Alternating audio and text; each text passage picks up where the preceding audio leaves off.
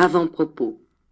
Cette prière est une arme très efficace contre les ennemis, mais comme le Seigneur lui-même nous enseigne. Plus efficace est encore une prière pour nos ennemis. Cela peut vous paraître paradoxal, quand vous êtes en quête de votre délivrance, pendant que vous cherchez un refuge, une protection. Mais sachez que la sagesse de Dieu est au-dessus de ce que peut imaginer l'entendement humain.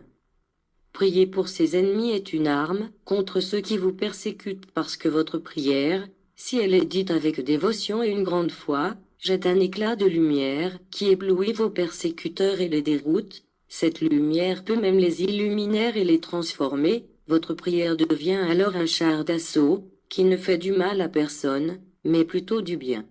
Je vous dis, le jour que vous saurez prier, vos ennemis vous fuiront. Comment prier efficacement? Consultez nos autres liens à la barre. Dieu te bénisse et te délivre de tout mal. Prière de délivrance. Psaume 35. De David. Éternel, défends-moi contre mes adversaires, combats ceux qui me combattent. Saisis le petit et le grand bouclier, élève-toi pour me secourir. Brandis la lance et le javelot contre mes persécuteurs. Dis à mon âme, je suis ton salut.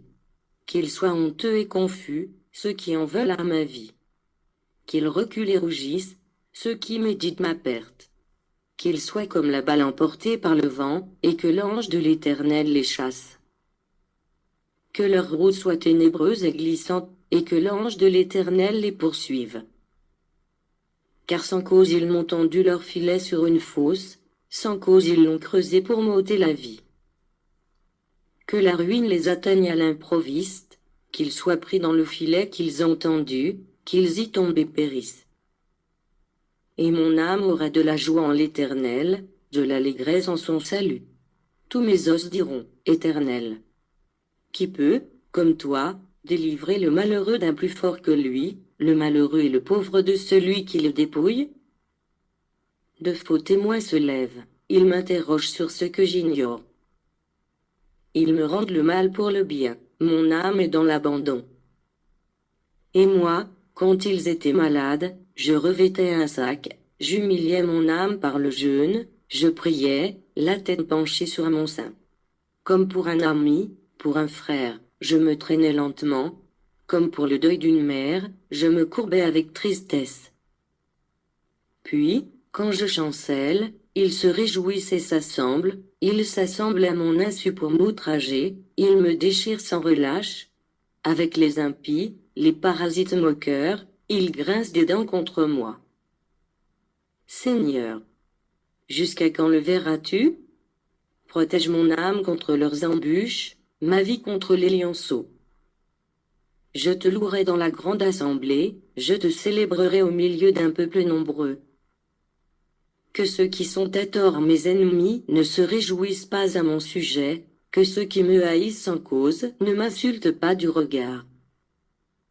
Car ils tiennent un langage qui n'est point celui de la paix, ils méditent la tromperie contre les gens tranquilles du pays.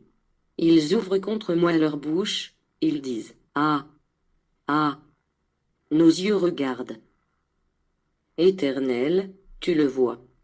Ne reste pas en silence. Seigneur, ne t'éloigne pas de moi. Réveille-toi, réveille-toi pour me faire justice. Mon Dieu et mon Seigneur, défends ma cause. Juge-moi selon ta justice, Éternel, mon Dieu. Et qu'ils ne se réjouissent pas à mon sujet. Qu'ils ne disent pas dans leur cœur, « Ah, voilà ce que nous voulions. » Qu'ils ne disent pas, « Nous l'avons englouti. » Que tous ensemble ils soient honteux et confus, ceux qui se réjouissent de mon malheur. Qu'ils revêtent l'ignominie et l'opprobre, ceux qui s'élèvent contre moi. Qu'ils aient de l'allégresse et de la joie, ceux qui prennent plaisir à mon innocence, et que sans cesse ils disent, « Exalté soit l'Éternel, qui veut la paix de son serviteur. » Et ma langue célébrera ta justice, elle dira tous les jours ta louange.